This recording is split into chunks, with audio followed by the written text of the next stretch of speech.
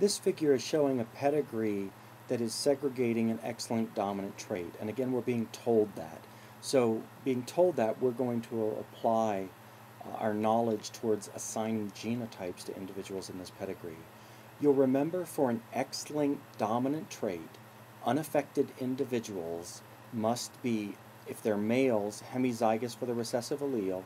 If they're females, they must be homozygous for the recessive allele. So the first place we would want to start is assigning genotypes to all the unaffected individuals in the pedigree. Now, individuals that are affected, if they're males, they're hemizygous for the dominant allele. If they're females, they're either homozygous or heterozygous for the dominant allele.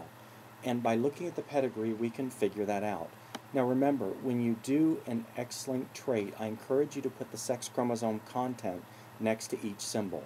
So 1-1 would be XY, 1-2 would be XX, and so on. So go ahead and assign them to all individuals in the pedigree. Now, we're looking at our offspring. Remember that the male has the dominant allele on his X. So we would expect all of the female progeny to have the X chromosome from dad. And so we're seeing that come through in an affected daughter, an affected daughter, and an affected daughter.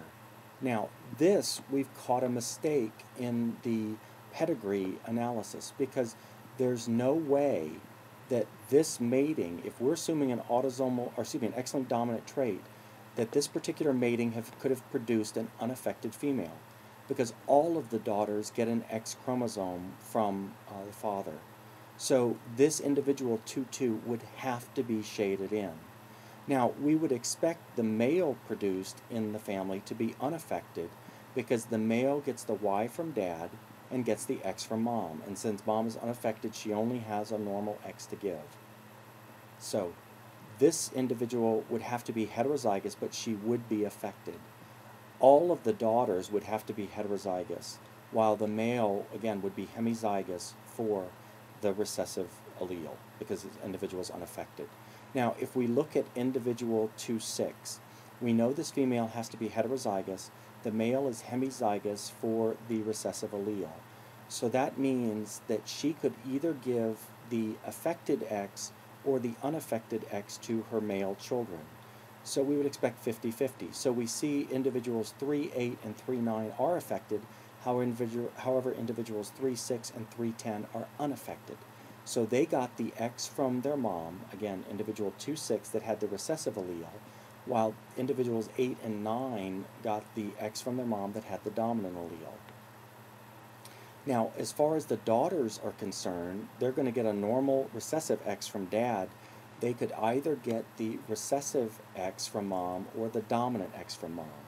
We would expect 50-50. So again, we see a situation where one of the daughters got the affected X from mom, the other one got the unaffected X from mom. So now we're to kind of a similar situation here as we were up here. The female is going to be heterozygous, the male is hemizygous for the recessive allele.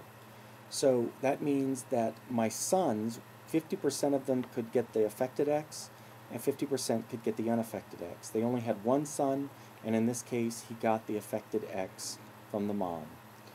As far as the daughters are concerned, we know they're going to get a normal X from dad, so what they get from mom determines their phenotype.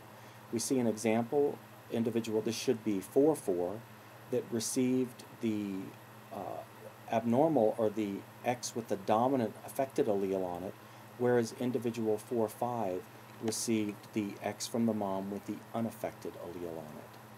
Now, if this individual, which should have been shaded in, was heterozygous, would this have been possible to produce an unaffected offspring here and an unaffected daughter here?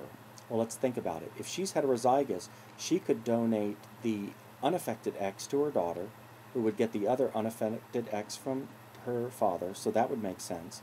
My sons get the Y chromosome from dad, but this son could have received the unaffected X from mom. So all we need to do to make this pedigree correct is shade this symbol in for 2-2, and we would be able to explain the inheritance.